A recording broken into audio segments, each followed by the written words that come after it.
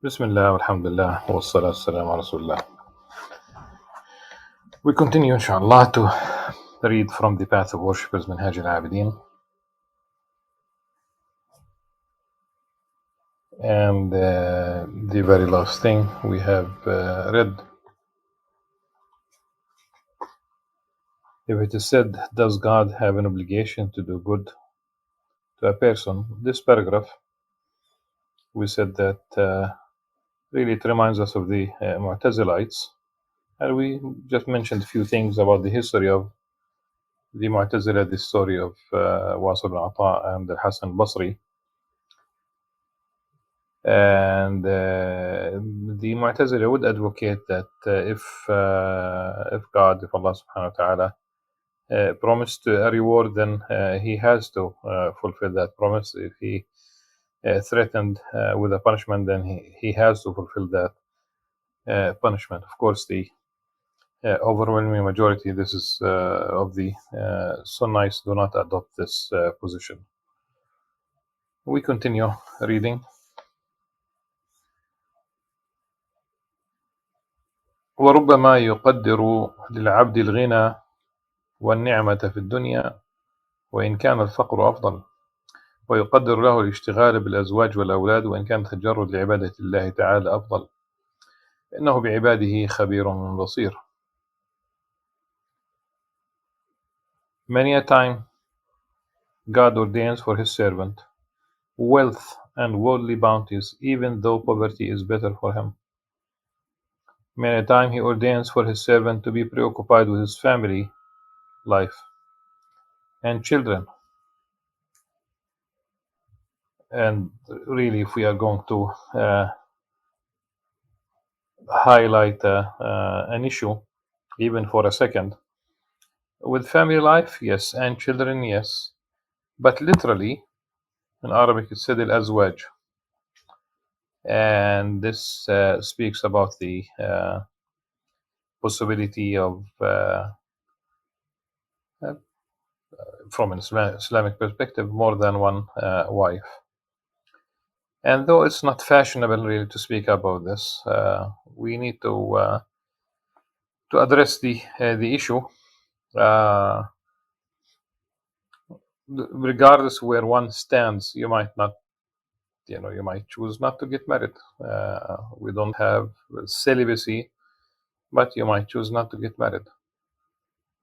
This is not advocated as a way of life from an Islamic perspective, but you are free, as long as this not getting married will not lead you to fornication. So the critics of Islam would definitely speak about polygamy. Yeah, polygamy. At the same time, in the West, it's fashionable. Nobody would raise an issue with those who lead a life as polyamorous,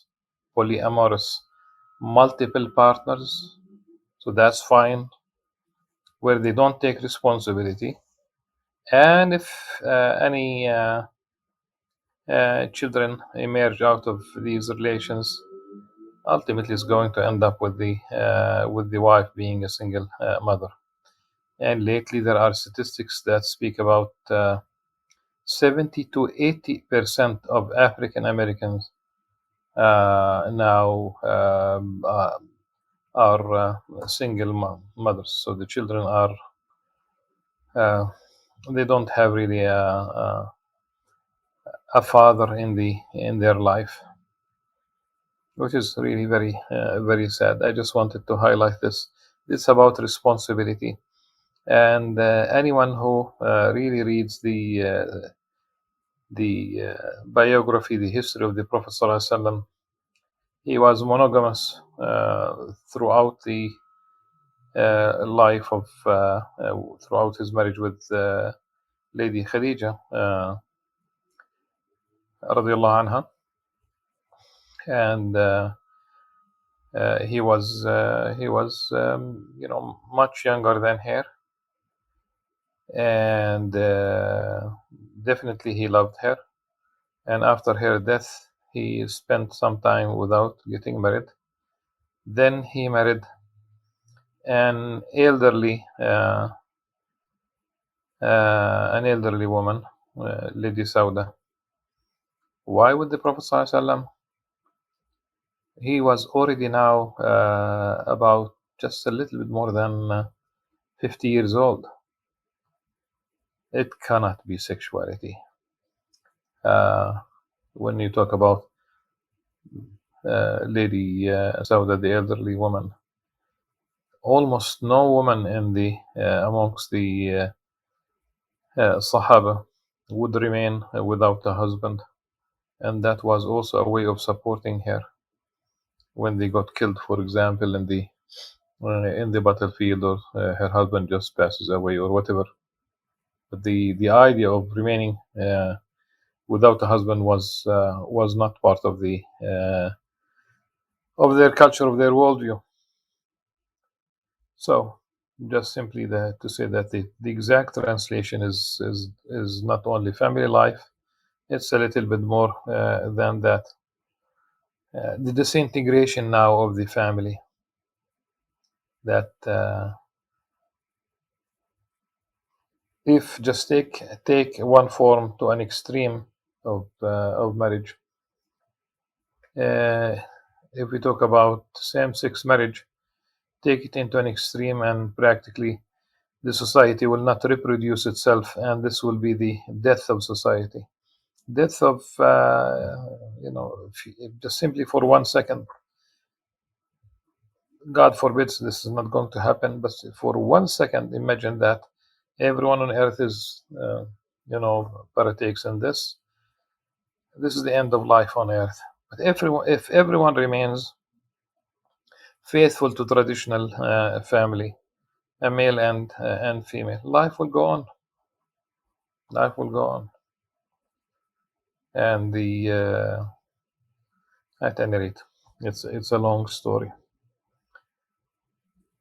Many a time Allah subhanahu wa ta'ala ordains for his servant to be preoccupied with his spouses, that will be more accurate, and children, whereas in principle, being preoccupied with remembering God and worshiping Him is far better.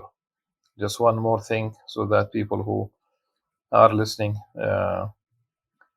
this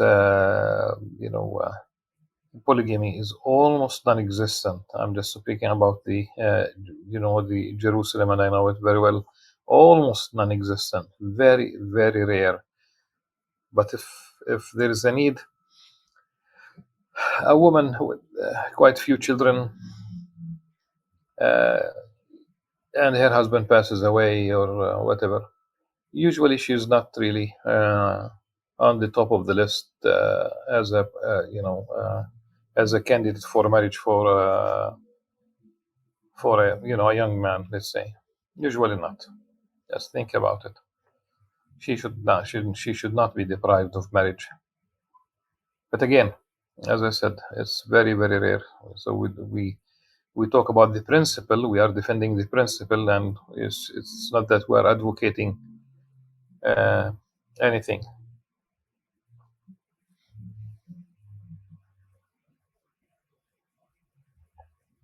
Indeed, God is all-seeing and the aware of the affairs of His servant. This is like when a compassionate and competent physician. This is we did not read the Arabic, so let's basically read the Arabic first.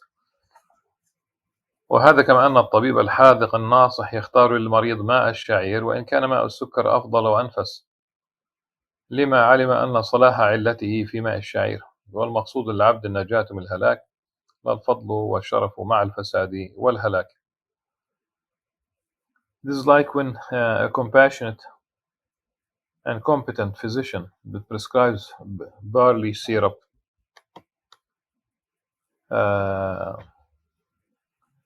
for a patient, although the patient prefers sugarcane juice. However, the physician knows that barley syrup will cure the illness.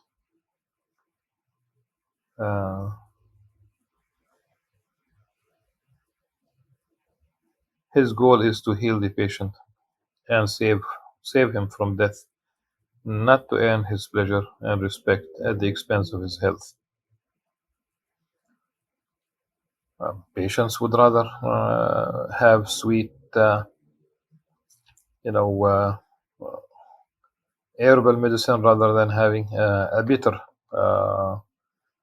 herbal medicine or medicine in general.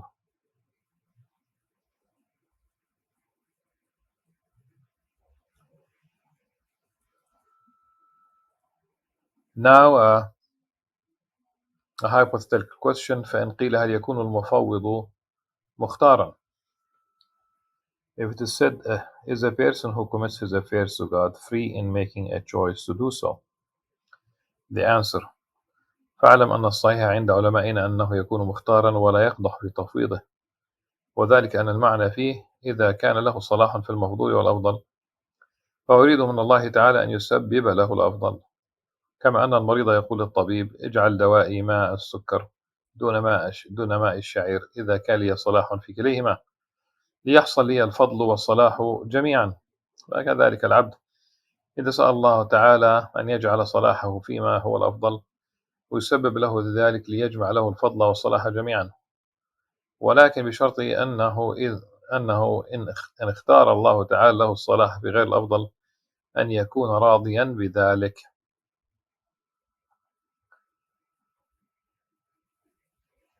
Know that in the opinion of our scholars, such a man is considered to be making a choice, that is, committing his affairs to God, tafweed.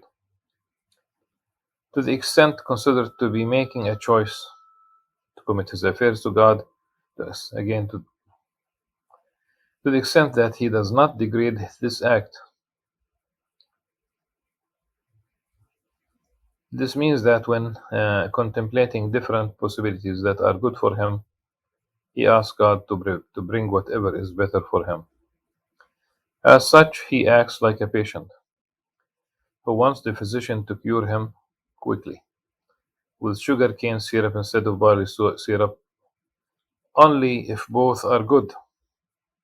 Similarly, when the servant asks God to cure him with that which is more effective for this treatment and preferable in terms of taste, it is important that the servant exercise a certain attitude. This involves that the servant be content with God's choice, even if God chooses to cure him with that which is less preferable.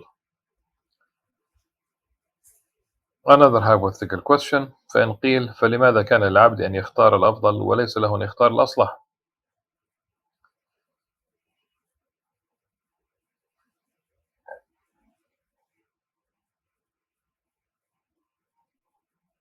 If it is said, why can the servant choose what is preferable but not choose what is better?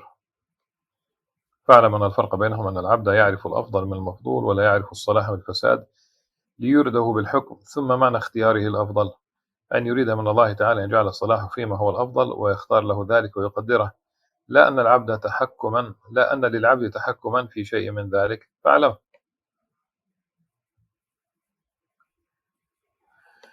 Know the difference between the two is that servant may know his preferences and be capable of differentiating between good and bad, but he may not necessarily know the difference between what is good for him and what is not, so that he can ask for it. This means that the servant must beg God to place his good in that which is preferred, but he cannot order God to do so or to do anything. You must know that this is one of the most subtle and most intricate mysteries of this science.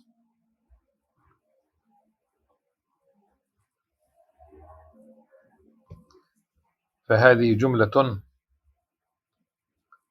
من دقيق هذا العلم وأسراره، ولولا أن الحاجة مست إليه لما تعرضنا لإراده، لأنه يلاطم بحار علوم المكاشفة، مع أني اقتصرت على النكت المقنعة في هذا الكتاب وقصدت الإيضاح لينتفع به فحول العلماء والمبتدئون إن شاء الله تعالى، وبالله التوفيق.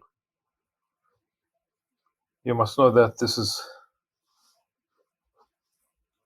one of the most subtle and most intricate mysteries of the science. If it were not necessary, I would not have discussed it here, for it may cause a storm in the ocean of the science of unveiling. Indeed, I have confined myself to a summary of subtle points in this treatise, and my purpose was to describe them in such a manner that, God willing, both scholars and novices could benefit. God's the possessor of success.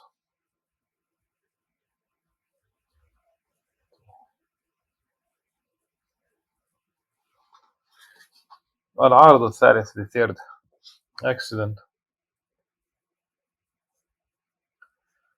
العارض الثالث القضاء وورود أنواعه إنما كفايته في الرضا به، فعليك أن ترضى بقضاء الله عز وجل وذلك الأمرين. The third accident concerns divine decree and its types and categories. Indeed, what is proper in relation to it is contentment. It is your duty to be content with what God has decreed for you for two reasons.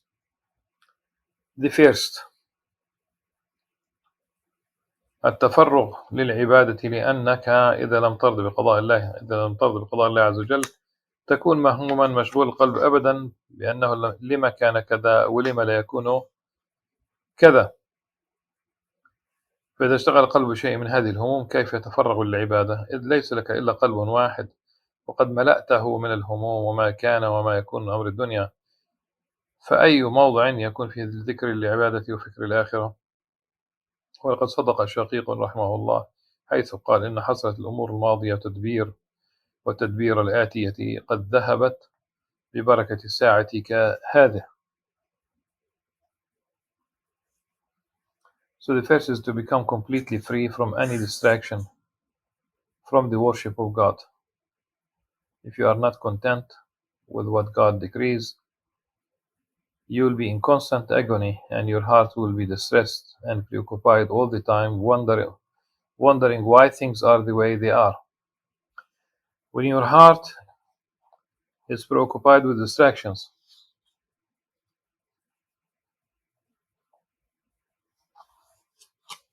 how can it have the peace and freedom to worship God? You have but one heart,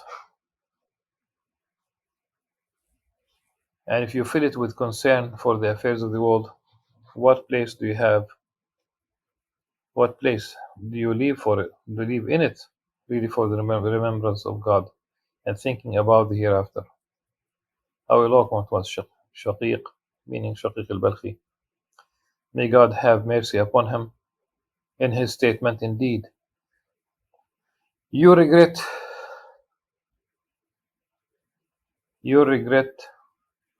for the affairs of the past, and anxiety and concern about the affairs of the future will take the grace away from the present.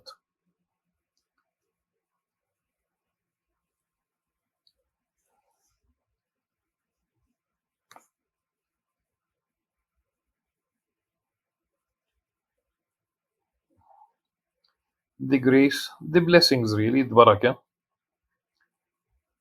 Yes. The second reason,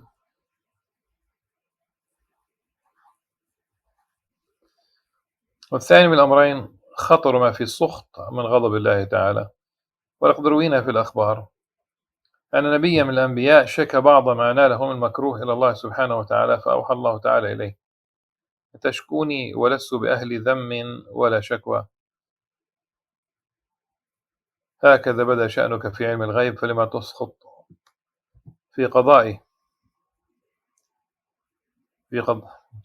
فلما تسخط قضائي عليك، أتريد أن أغير الدنيا لأجلك أو أبدل اللوح المحفوظ بسببك، فأقضي ما تريد دون ما أريد وأكون ما تحب دون ما أحب، فبعزتي حلفت لئن تلجلج هذا في صدرك مرة أخرى لأسلبنك ثوب النبوة ولأوردنك النار ولا أبالي.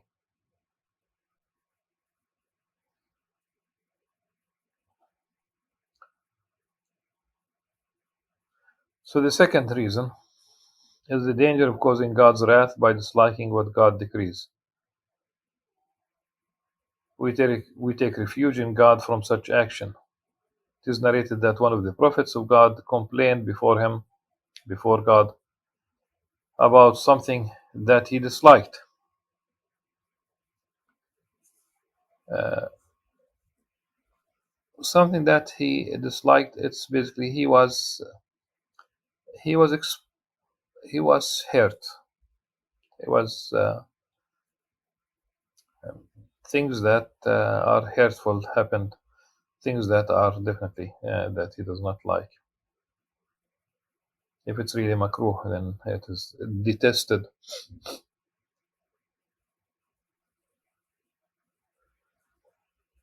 So it is narrated that one of the prophets of God complained before him about something that is like. God sent a revelation to him saying, "Do you complain to me about me while you are not supposedly of those people who are destined to complain and criticize? Do not complain like this, for this is how your state appears to be in the world of the invisible. Why do you resent what I have decreed for you? Do you wish that I change the destiny of the world, or change the guarded tablet? For your sake, be content with my decree, and do not wish other than what I please. By my majesty and glory, if one more time such a thought comes to your heart, I shall take away the robe of prophethood and shall throw you in the fire of hell without hesitation." This was mentioned without uh, any reference to any source. So it just was presented as is. Imam Ghazali said, فليستمع العاقل هذه السياسة العظيمة والوعيد الهائل مع أنبيائه وأصفيائه صلوات الله عليهم، فكيف مع غيرهم؟ I say that the wise man must take heed of God's frightening warning to his messenger, to his prophet, and selected servants, and his severe punishment, to realize how well or how he will treat his ordinary servants. One must pay a particular attention to the warning of God to his messenger, not to entertain such notions, even in his heart, ever again.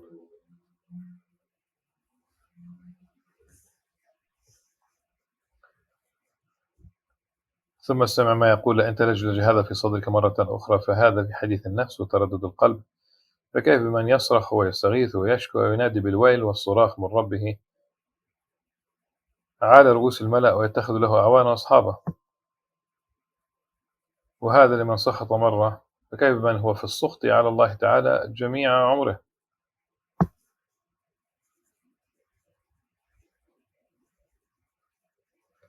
وهذا لمن شكى إليه، فكيف بمن شكى إلى غيره؟ نعوذ بالله من شرور أنفسنا وسيئات أعمالنا، ونسأله أن يعفو عنا ويغفر لنا سوء آدابنا ويصلحنا بحسن نظره، إنه أرحم الراحمين.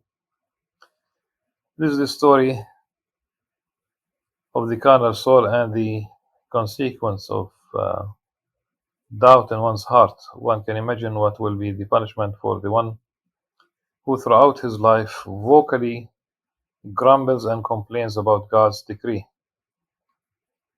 What we might describe as a chronic complainer. Still, one should remember that this messenger took his complaint to God. One can imagine how the condition of the one who takes his complaints to other than God, to people. We take refuge in God from evil nature of our soul and the ugliness of our acts, and ask Him to forgive us, forgive our evil acts, and guide us to righteousness. For indeed He is the most merciful. We ask Him to forgive us. There's something in the Arabic, to forgive us, to forgive our bad manners. Another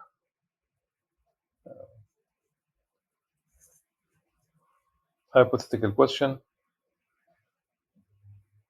فإن قيل فما معنى الرضا بالقضاء وحقيقة ذلك وحكمه؟ فاعلم أن علماءنا قالوا أن الرضا ترك السخط، والسخط ذكر غير ما قضى الله تعالى بأنه أولى به وأصلح له فيما لا يستيقن فساده وصلاحه، هذا شرط فيه، فاعلم ذلك.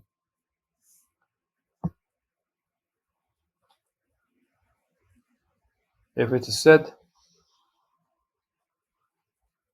what is the meaning of contentment with God's decree and its reality and the wisdom behind it? Know that our scholars say contentment is to abandon displeasure and disobedience. Okay. Know that our scholars say contentment is to abandon displeasure at and disobedience to what God has ordained. Displeasure,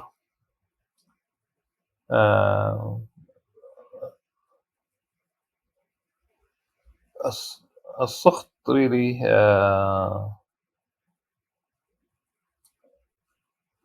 is definitely more than simply displeasure. It's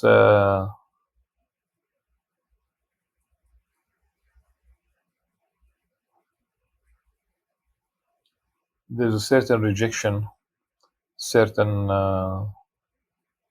bitterness in the picture, in the feelings, a certain even anger.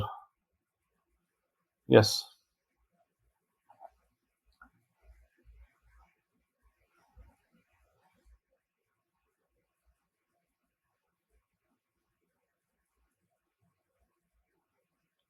So displeasure is asking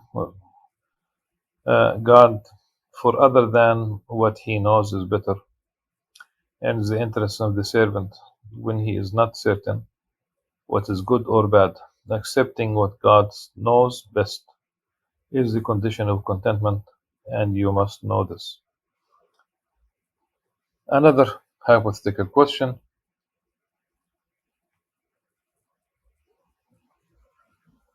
أليس الشرور والمعاصي بقضاء الله تعالى وقدره؟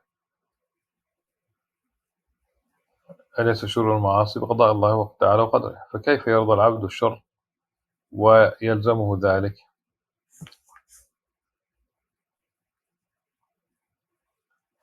If it is said, are not all sins evil deeds and their measures decreed and ordained by God? If so, how can the servant become content with evil? The answer: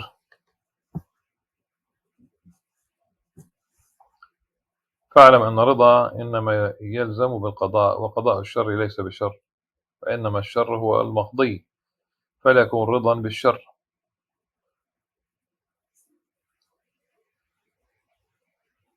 وقد قال شيخنا رحمه الله تعالى: المقضيات أربعة: نعمة وشدة وخير وشر.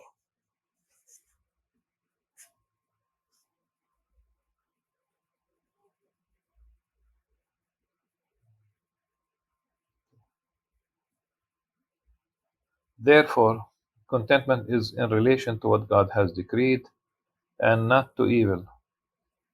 Indeed, our masters have said that contentment is necessary in relation to four things that God decrees. They are contentment in prosperity, hardship, good, and evil.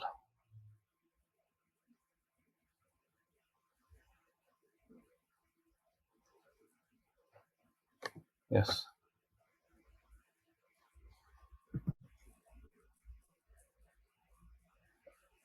Something missing from the Arabic, and it's very important, and we will. It's about the decree of evil in itself is not evil. Therefore, contentment is in relation to what God has decreed and not to evil. No.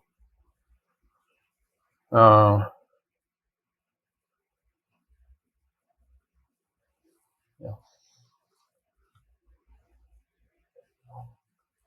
God decrees evil, and that in itself is not evil. This is why in the Quran, in more than one place, for example,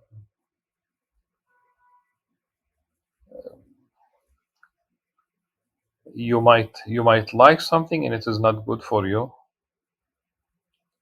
It is really evil for you, and this in another context, do not consider it evil for you. So its divine decree in itself cannot be evil. This is really وقضاء الشر ليس بشر. Yes.